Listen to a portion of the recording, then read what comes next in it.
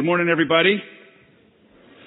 I'm Carl Sutter. I give you greetings from Colorado. So it's great to be here. This is my home state, but I live in Colorado now. I have a church just an hour north of Denver. We're switching. We're Chad and I are swapping. That's legal. We could do that. And so he's up in Colorado this weekend, and I'm here, and so it's just great to be here. I'm really, really excited. Thank you for having me. I wanted Chad to come. I've known Chad for a while. I wanted him to come to my church and bless it. So my church gets blessed this weekend, and you get gypped. It's a beautiful thing. So I'm really glad to be here. We have to get used to each other. So I usually try to be a little interactive. I won't embarrass anybody, but I just like to be interactive because in Colorado, marijuana is legal. And so people coming to church all burned out and stuff. And I'm not saying you're not, but just I have to keep my people just engaged just because that's important. So it's really, really glad to be here. I'm really excited.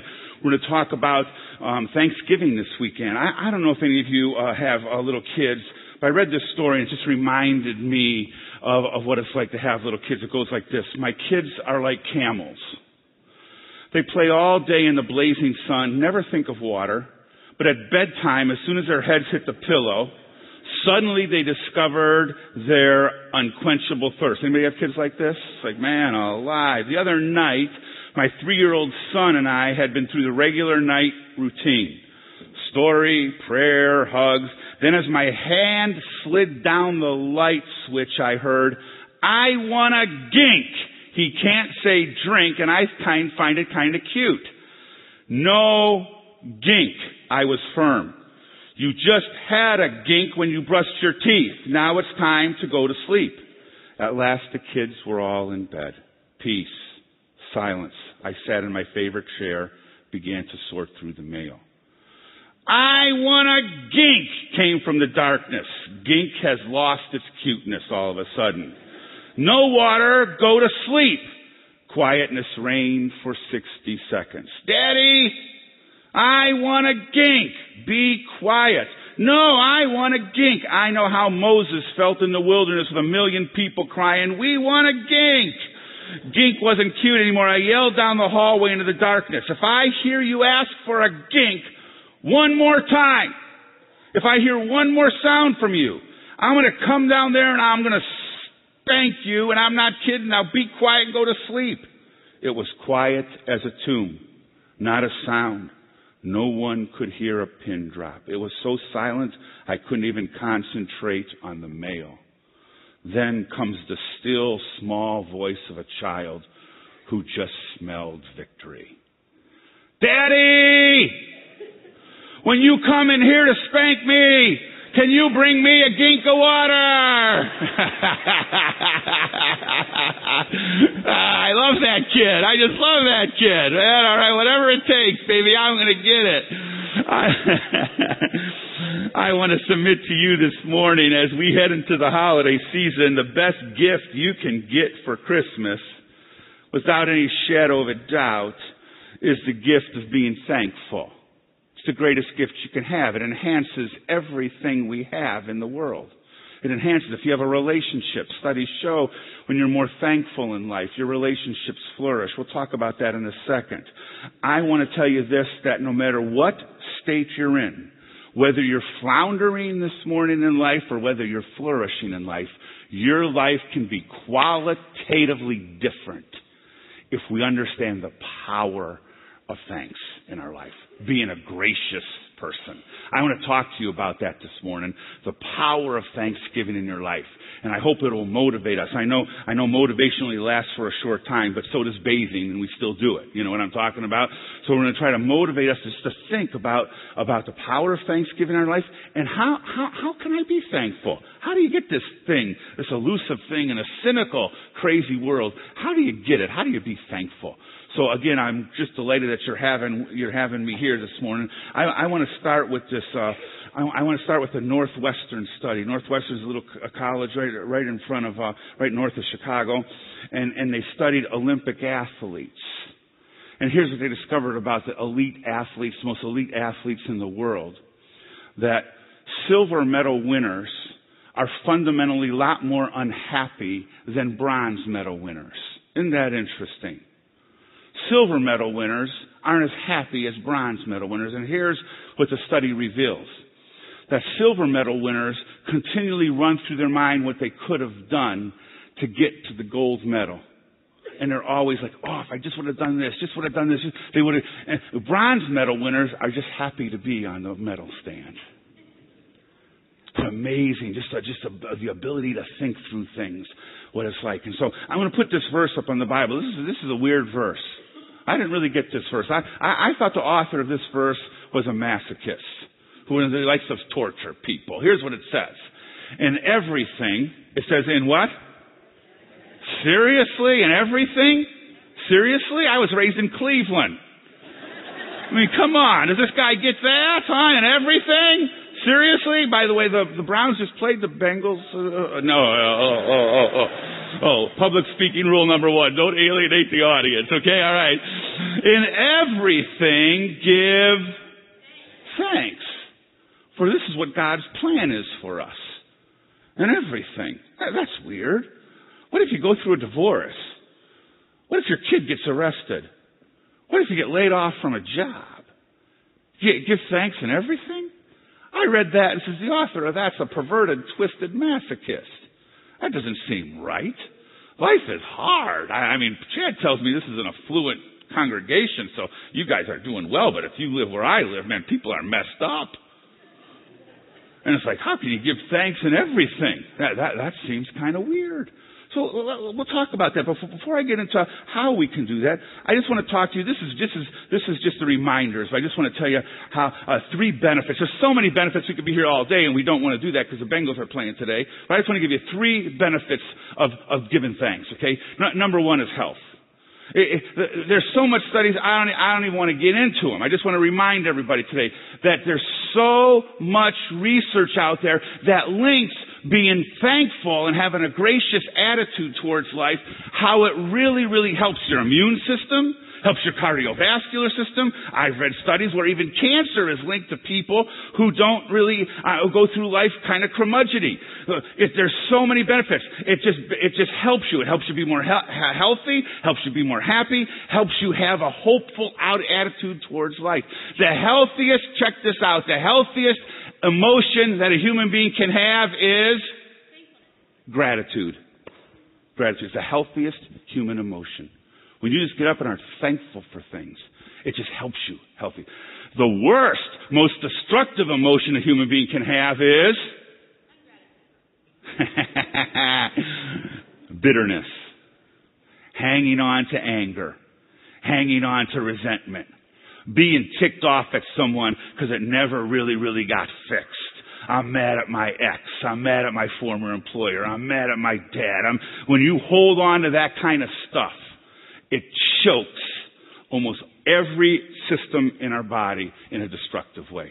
So just being healthy, just if you want to increase your health this week, this holiday season, be a person of gratitude. Make sense?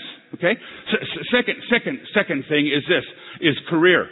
You could help your career. You could help your career by just being a happier person who's filled with gratitude. Now let me show you my cash box. Okay, I'm going to put a cash box up here in just a second. I'm a product of the Cleveland Public Schools, so I can't really spell very good. Okay, but Chad tells me there's a lot of leaders and bosses and employers here, so I want you to get my cash box. KASH. Here's what it stands for. K stands for knowledge. A stands for attitude. S stands for skills. H stands for habits. Got that? Knowledge, attitude, skills, and habits. Now, let me ask you a question.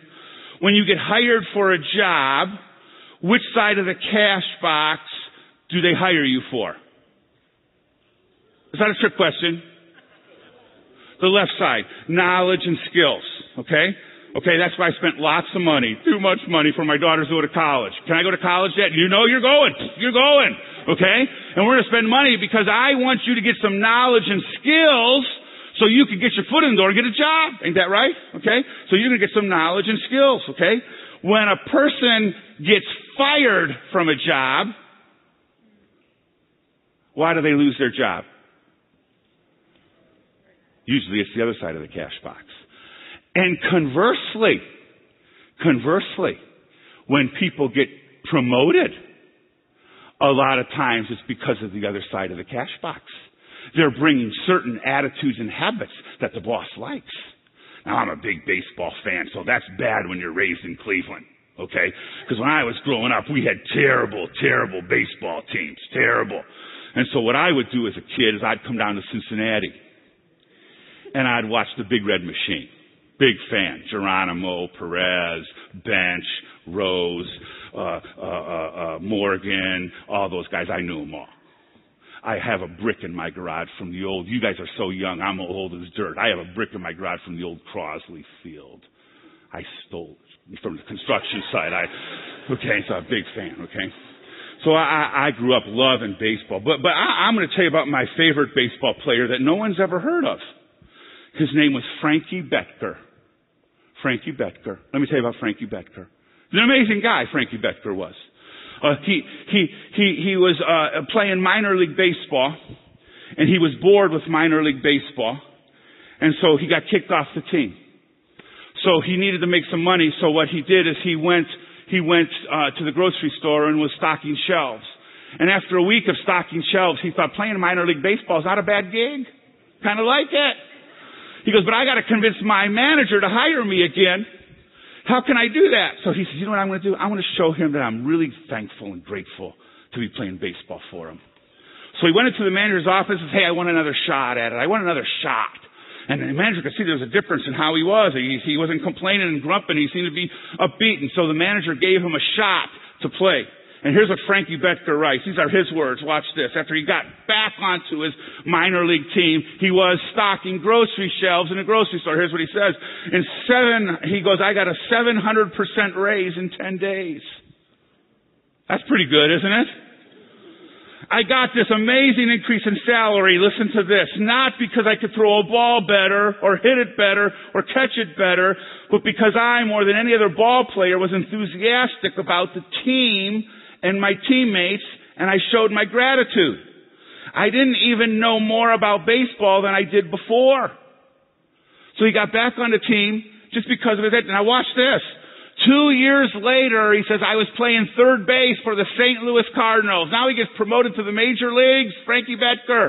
And he says this, I was playing third base for the Cardinals, and I multiplied my income 30 times more. How many people like a raise like that? That's pretty cool, huh? Ooh, baby. All right, now watch this. What did it?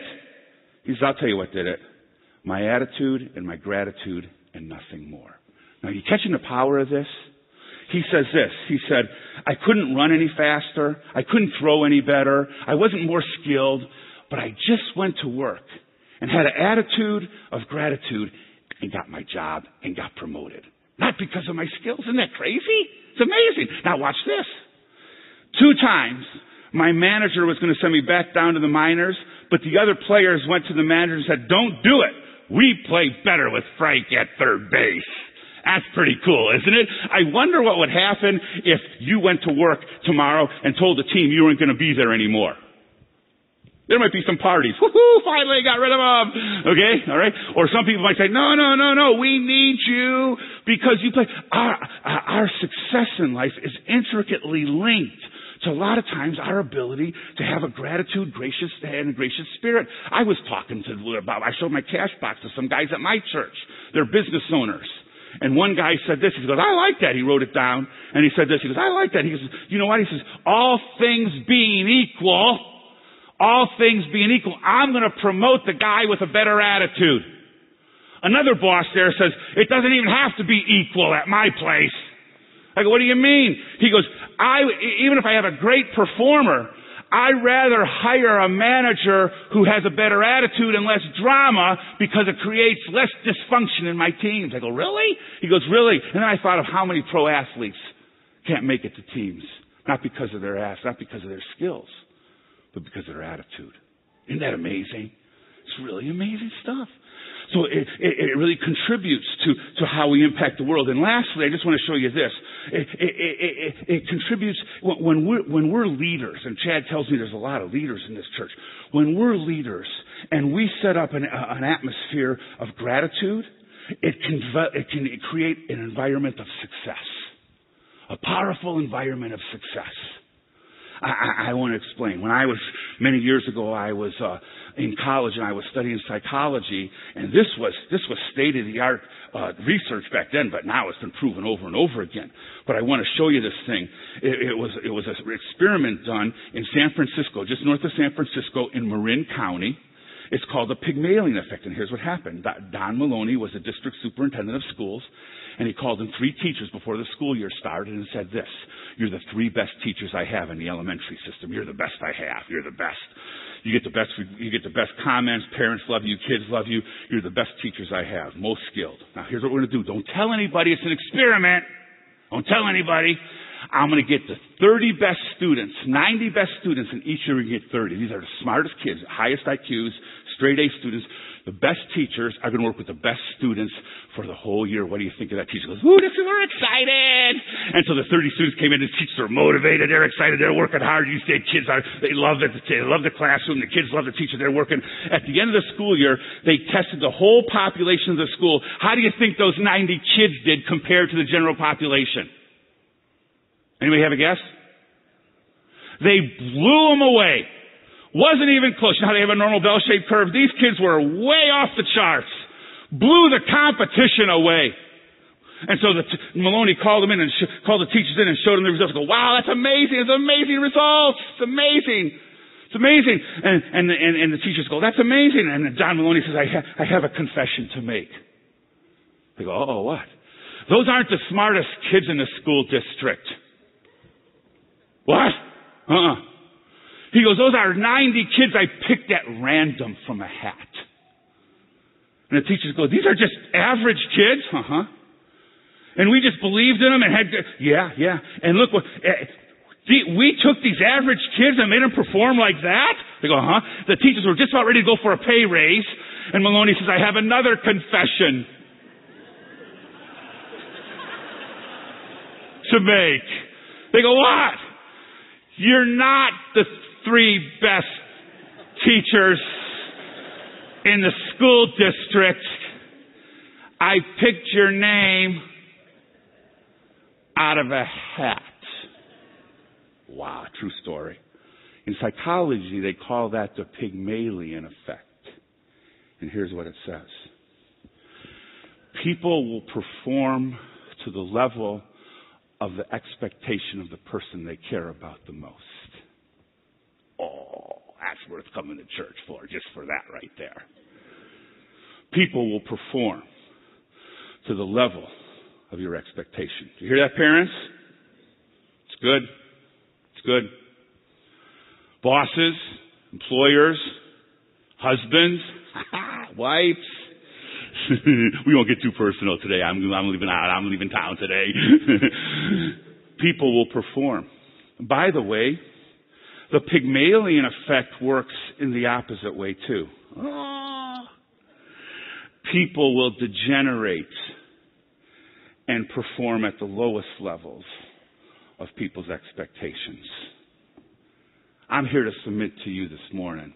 There's no greater gift you could give to yourself, to your loved one, to your family, than the gift of being thankful. Improves your health, can make a difference in your career, and it can provide an amazing, amazing, successful element for the people around you. It's powerful. It's very powerful. So let's, in the remaining time that we have, let's talk about how can I be thankful? Because thankfulness is a byproduct. It's not something you could produce yourself. If you discipline yourself and say, I'm going to be motivated to be thankful, good luck until you get in the parking lot and someone cuts you off and you want to flip them off on the way out. It's like, oh, lost that one in 10 seconds. Whatever, okay? Okay? So it's a byproduct. It's not something that you can just conjure up yourself. It's something that we have. It's a byproduct of what we have. So I'm going to give you 2 things just to think about this morning, and then we could go. Okay? Here's a verse from the Bible. It says this, just as the book of James says, my brethren, and he means my sisterin too. Okay? All right? Okay? Count it. Here's one of those twisted verses again. Count it all joy when you encounter various. Yeah, you guys got to wake up. Got to wait. You're stoned. Okay, all right, okay. You got to encounter. That is crazy. Seriously, When you encounter various, I got a bill and you want me to be happy about it? Okay? Now watch this. I underline the word various because that means many different sizes. I guarantee you in a crowd this size, there's many different sizes of trials. There's some couples here that are sitting together looking nice, but they're on the verge of heading to divorce court. But you're faking it pretty good tonight. We can't tell. Big trial. Some people are worried about what they're going to have for dinner this afternoon. That's a trial. Small one, but it's a trial. Okay? Some got some kids they're worried about. Some got finances. Some got a lump they're worried about. We all have different size trials. You all with me? Okay? Now watch this. Watch this. This is from 1 Peter. It says this. Okay? 1 Peter says, we're going to read the NIV down here just because it's a better translation in this verse. I don't want to, but anyway. Each of you should use whatever gift you've received to serve others as faithful stewards of God's grace that comes to us in what? Various forms. That means various is the same word of various trials. Catch this. This is what this is saying. I just want you to think about it. That God, who loves His children so much, puts us through various trials, and in the midst of our trial, He gives us various sizes of grace. In other words, if you have this size trial today, I submit to you this morning that God's going to give you this size grace to get through it.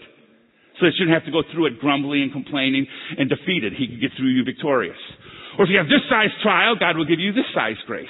Okay? So let me give you two things and then we'll kind of wrap things. Just want you to think about how to be thankful this Thanksgiving season. Okay? Here it is. Okay? Number one, I give you two ways to be thankful. Number one, just to know this. It has to be a thought that we have. Number one is we can't interpret events. We're not good at interpreting our circumstances. I have a young boy at home. He's got braces. The doctor called me and said, I took an x-ray of your son. The braces are doing good, but one of his teeth are going in, and it's creating too much. He's going to be in a lot of pain. I got to pull that tooth. I go, really? He goes, yeah, I got to pull it. Just give him more space. Okay. He says, when can I bring him in? He said, bring him in this afternoon. So I went and picked up my son at school. I said, son, let's go. He goes, wow, what are we doing? Did I go to a ball game? No, we're going to dentist.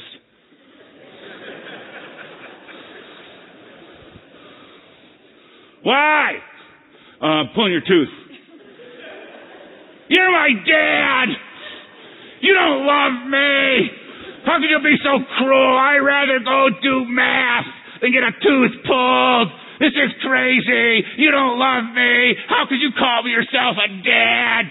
See, you get that? Can anybody relate to that even now in life? Okay, huh? And because my son can't interpret the events. He thinks that a little pain right now is bad for him, but at the end of the day, he's going to get some pain so he can have long-term pleasure. Are you all tracking with me this morning? Here's the deal. We're not smart enough, with no disrespect to the Cincinnati crowd. You're not smart enough to interpret the events in your life. You're not smart enough. So we may be going through stuff right now that's really painful and really hard and really difficult. But I want you to know this, that trial that you're going through, if you're careful and think about it, God, at the same time you're going through that trial, is giving you the same amount of grace so that you can get through it. Because He knows what's best for you. You don't. No disrespect. We don't know what's best for us. We just don't know. So it's hard to interpret events. What we think is bad, God can make it for good. And that's a corollary to the second point. The second point is this.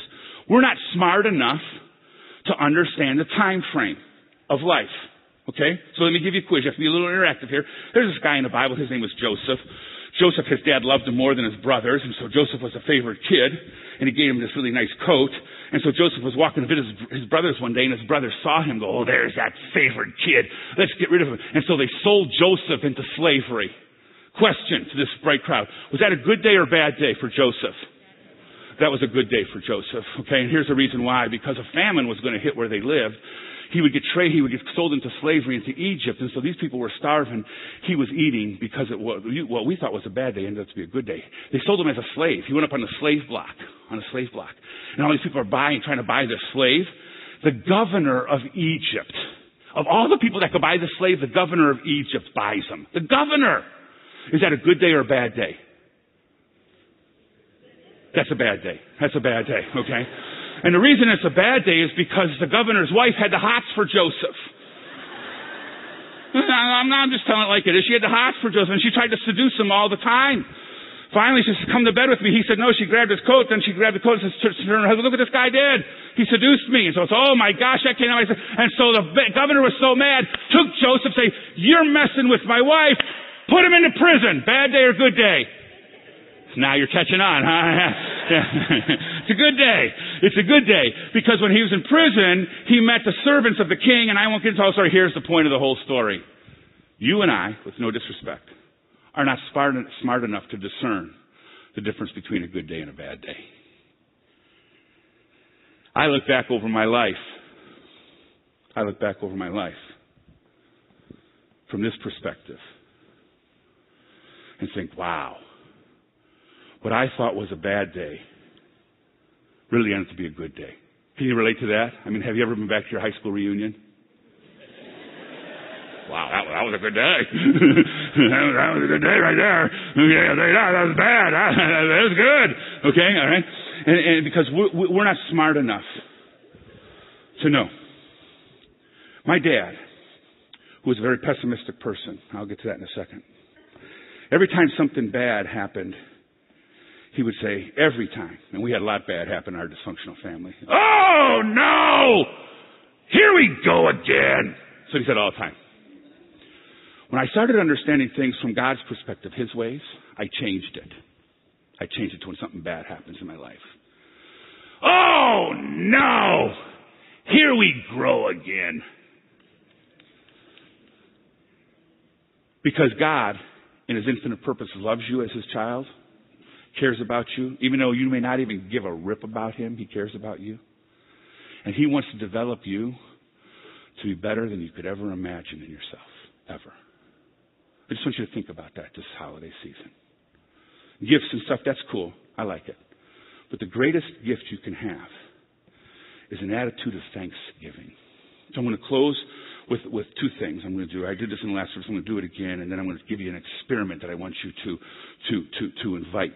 I want you to invite you to do this experiment with me, okay? So let's see what I have here. This is a $100 bill.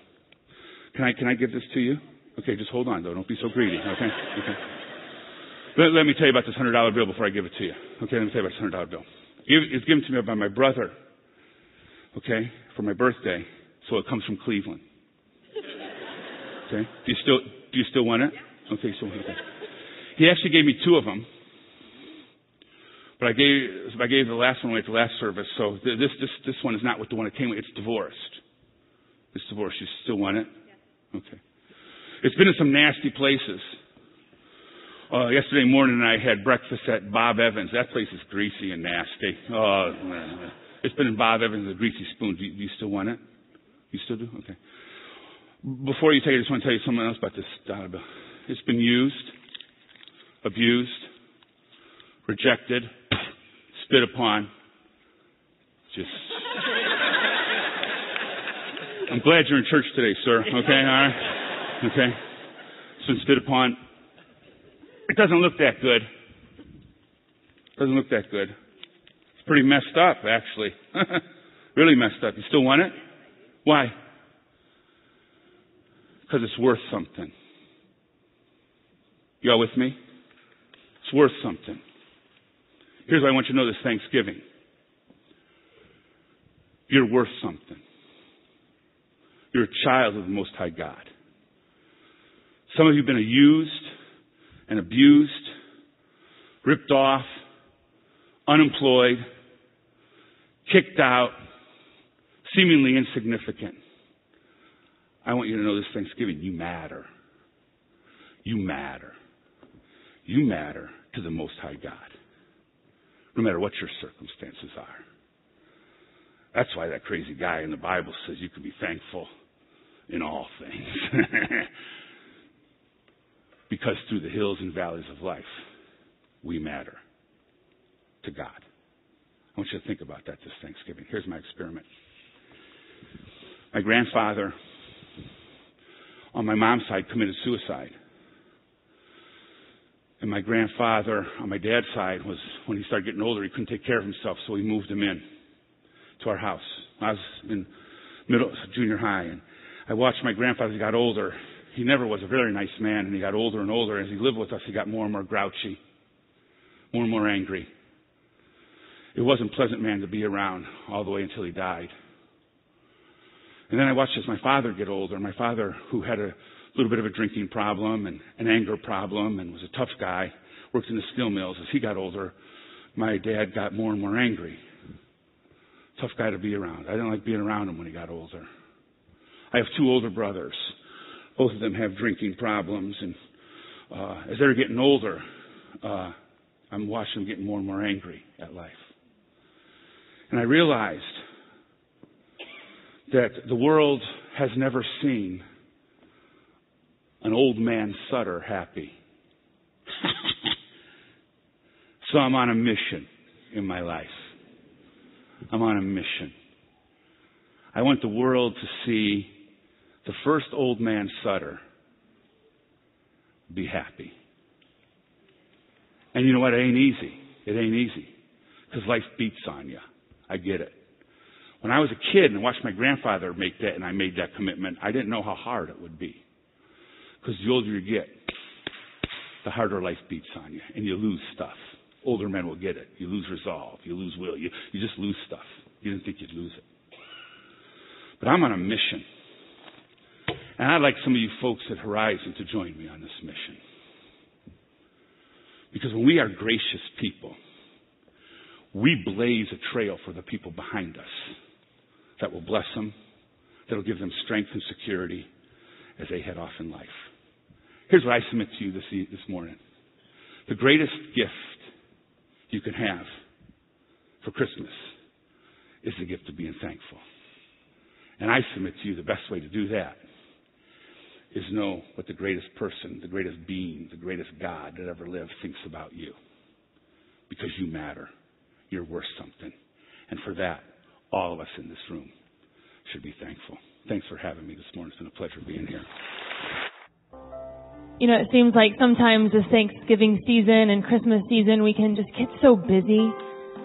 And I know for me, sometimes I feel that busyness rise up, and it's hard to often feel that gratitude. And when I do feel gratitude, I often don't take the time to just say thank you for everything that I have and that I've been given. And, you know, wherever you are this morning on your faith journey, whether you know this God that Carl was speaking of really well, or you're still trying to figure it out, all we have to do is look around and we see the blessings that we have.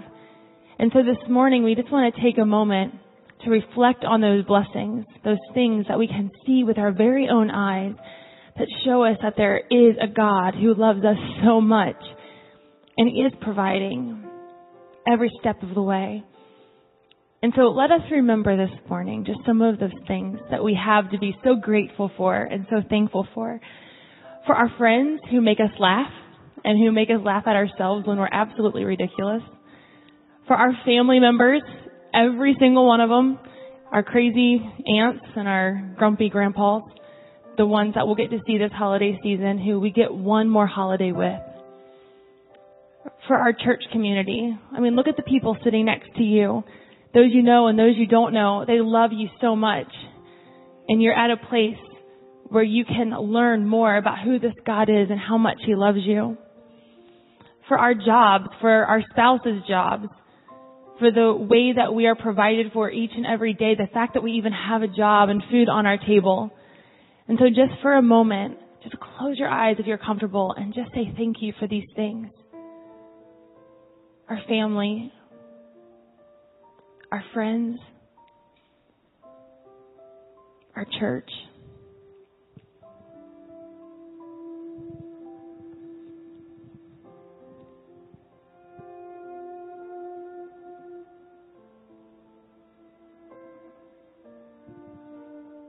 For our country, for the freedom that we have to be able to assemble here together as one body, as a family. For our health. I mean, He woke us up this morning. He gave us life. We have breath in our lungs. We're breathing. That means He's not finished with us yet. For this world, and as we look around, we see that there has to be a Creator because it's too beautiful. It's just too amazing. for the leaves that we've gotten to see turning a beautiful shade of red this fall, for the snow that we woke up to a week ago, for hearing our kids laughing at the end of a really bad day, and for that phone call that we got from someone that we haven't talked to in a really long time who just called to say hello.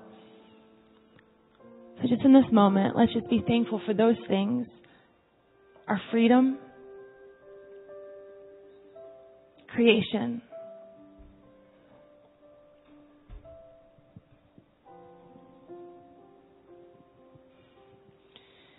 and if we're still having a really hard time understanding how to be thankful, and we're feeling a little bit rushed, and we're having a hard time savoring these things that are right in front of us, then let's ask God to increase our ability to see those things around us. Every small detail, those things that we have to be so thankful for. And I believe that as we ask for that He will show us the one thing that we all need, and that is His amazing love for us. And that if we look to the sky, that while we have all these wonderful things around us to be thankful for, the one thing that we need the most is His love, that He is going to pour down on us this season through our various trials, that He will pour His love over us and remind us that His love is the most thing that we could be the most thankful for this season.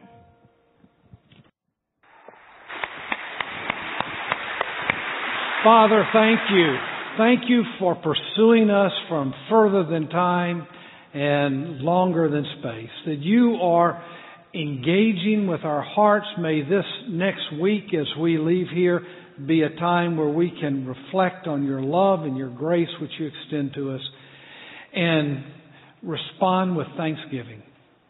And it's in Christ's name we pray. Amen. Carl, thank you for coming all the way across the country to spend time with us. And if you came prepared to give, offering boxes are out in the atrium just to the left after you pass the doors. If you have questions about what's going on here at Horizon, please drop by the Hearth Room, third door on the left. We would love to see you there. And have a great Thanksgiving.